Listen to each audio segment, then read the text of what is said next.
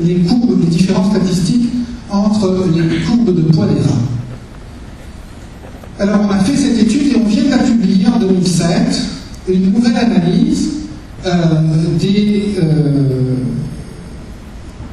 études de rats qui mangent du maïs génétiquement modifié, révèlent des signes de toxicité. Et qu'est-ce que c'est que ces signes de toxicité? C'est notre groupe avec Dominique Sellier, qui est un statisticien qui est responsable du master en statistique et informatique à l'université de Rouen, et Joël Spirou-Vendôme, un médecin spécialiste de médecine environnementale. Eh bien, on voit qu'il y a un problème chez les mâles et chez les femelles, qu'il y a une différence à chaque fois entre les traités et les témoins.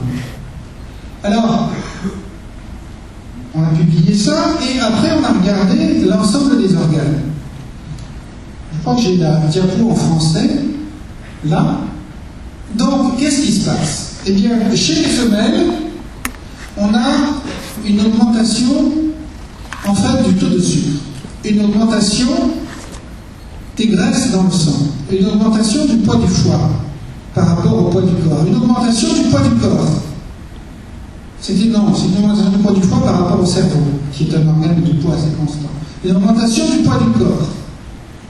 Des problèmes dans les reins. Et la chimie urinaire n'avait pas été décrite par Monsanto dans sa publication. Une augmentation des problèmes. Alors, il y a des médecins qui m'ont dit, mais ça ressemble à un début de diabète. Mais on ne peut pas le savoir puisqu'on n'a pas fait durer les tests depuis 3 mois. C'est comme si la toxine, par exemple, qui est destinée à trouer les cellules intestinales d'insectes, pouvait par exemple trouver les cellules de pancréas chez les mammifères. Alors, ensuite, chez les mâles, les reins sont beaucoup plus atteints. Les mâles sont toujours plus sensibles des reins dans cette espèce, mais ils sont encore tout jeunes, ils n'ont que 5 mois à la fin de l'expérience.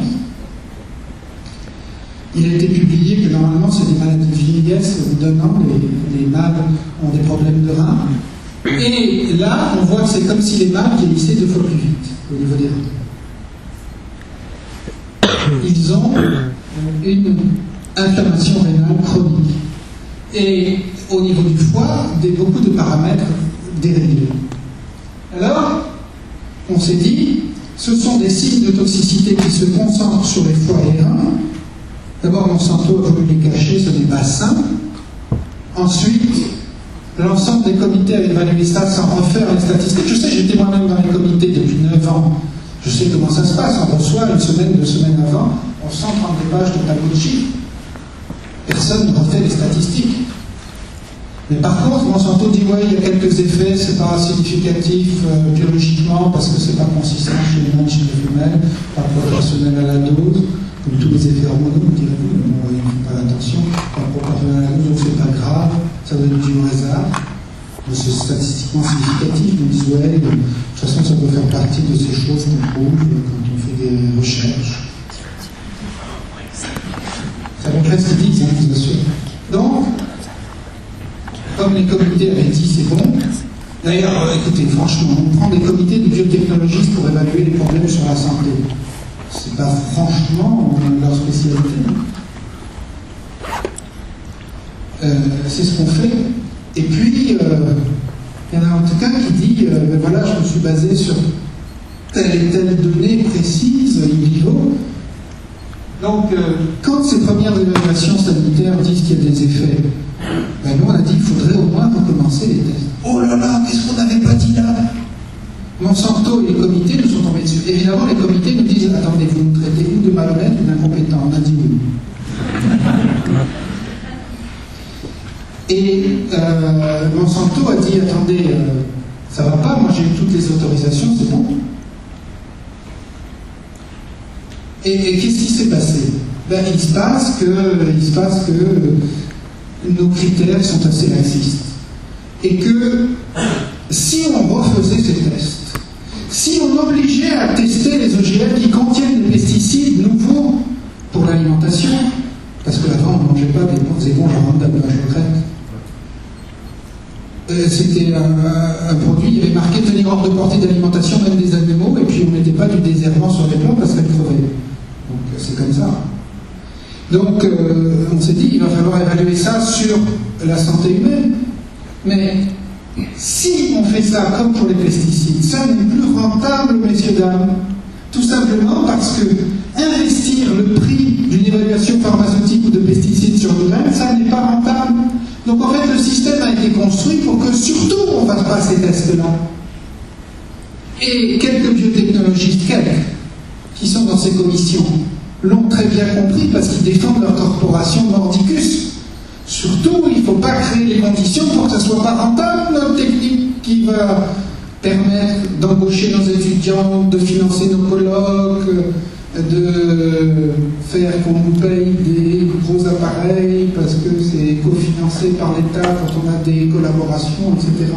Ça fait 15 ans que les États, de chaque bord qu'ils soient, favorisent la collaboration entre les biotechnologistes et les grosses entreprises. Qu'est-ce que vous voulez? On en a giflé l'expertise critique et regiflé jusqu'à ce qu'elle soit assommée par terre. Et donc, en attendant des études plus complètes, la sagesse élémentaire, ce serait de refaire les choses, mais non, c'est pas économiquement rentable. Et alors on dit, ce sera l'idée qui s'est trompé. C'est bien plus facile. Et le problème, c'est que les résultats sont là, que c'est une erreur scientifique historique de dire que les OGM sont bons, alors que personne sur cette terre n'est capable d'en donner plus de 3 mois à manger à des rats. D'abord, ça coûte cher, selon les normes OCDE. Nous, on essaye, on cherche le financement au CRIGEL, on ne trouve pas tout. On va mettre un chapeau à la France, si vous voulez aider.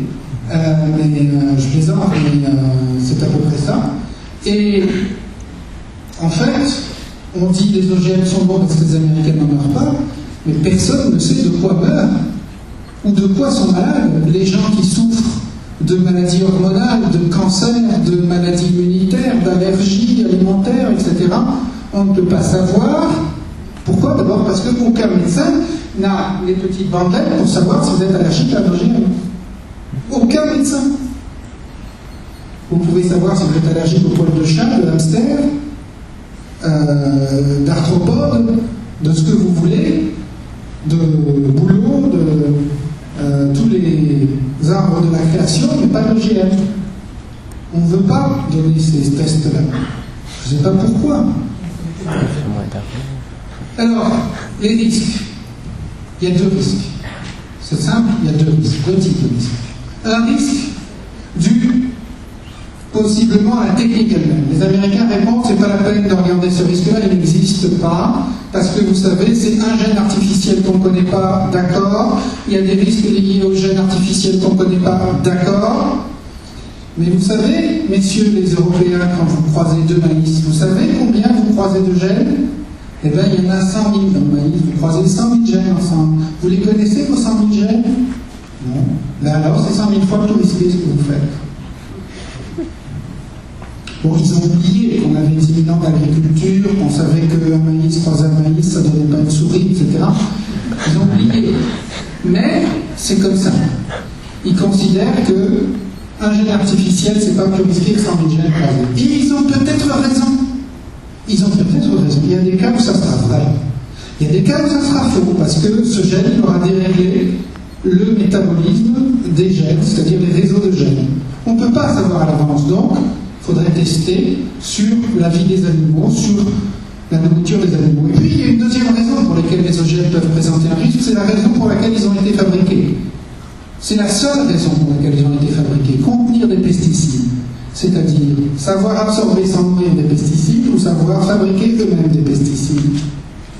Et donc, ces pesticides, c'est un scandale historique qu'ils ne soient pas évalués correctement sur la santé, que personne ne soit capable d'en donner à une espèce plus de 3 mois et de prendre les analyses de sang et les analyses d'organes derrière, parce qu'on en a donné à quelques porcs, quelques vaches, plus de 3 mois, mais on n'a jamais fait toutes les analyses de sang et d'organes derrière. Donc évidemment que ça ne fait pas mourir, là je crève, j'en mange, je tombe par terre. Évidemment c'est pas du cyanure. Évidemment c'est pas la listeria, j'ai une infection intestinale, j'ai mal. Non, c'est des maladies chimiques à long terme qui donnent des cancers, des maladies nerveuses, etc. Comme on le sait pour les pesticides, pour les animaux de ferme, pour les animaux sauvages, pour les animaux de laboratoire, etc.